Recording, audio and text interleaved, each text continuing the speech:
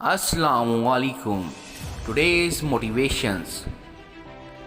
बच्चा बड़ा होकर समझ जाता है कि बाप की लगाई गई पाबंदियाँ ठीक थीं, और बंदा मरने के बाद समझ जाएगा कि इसके रब की लगाई गई पाबंदियाँ ठीक थीं। माजी से पता चलता है कि कोई भी गलतियों से पाक नहीं है, और मुस्तकबिल ये बताता है कि हर कोई बदल सकता है। मेरा मद्दे मुकाबल सिर्फ एक ही शख्स है, और वो शख्स है जो मैं खुद कल था। एक खूबसूरत इंसान हमेशा दूसरों में खूबसूरती को ही देखता है। अगर छोटी छोटी गलतफहमियां वक्त पर ही क्लियर ना कर ली जाएं, तो बाद में वो बहुत बड़े फैसले की वजह बन जाती हैं। ज़्यादा सोचना छोड़ें, जिस काम में आपका दिल लगता है और आप खुश होते हैं वो ही काम करें। अपने दिल और दिमाग में मुस्बत सोचों के बीज बोएं। अगर आप अपने आप को कबूल नहीं करते और अपने आप से प्यार नहीं करते तो आप अच्छा महसूस नहीं करते। जब आप अपने बारे में अच्छा महसूस नहीं कर रहे होते तो अपने आप से मोहब्बत नहीं कर रहे होते। इस तरह आप कायनात की तरफ से आने वाली तमाम अच्छाइयों और मोहब्बत को रोक रहे होते हैं। जिस तरह हम महसूस कर रहे होते हैं वो हमारी वाइब्रेशंस होती हैं।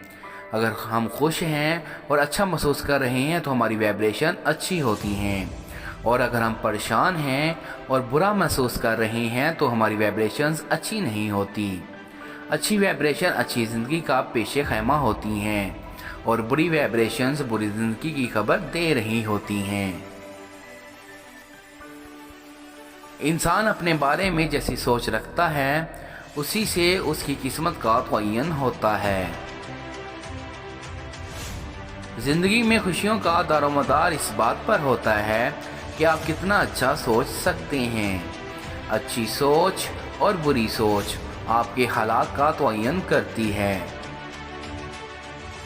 आपकी सोचें, आपके जहन में चलने वाली तस्वीरें और जिस तरह आप महसूस कर रहे हैं, अगर इन तीनों चीज़ों पर आपका कंट्रोल आ जाए तो आप बहुत ताकतवर हो जाएंगे।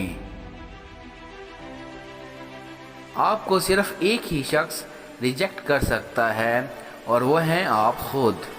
जब कोई आपको नामंजूर करता है और आप उसकी बात को सच मान कर कबूल कर लेते हैं तो आप रिजेक्ट हो जाते हैं।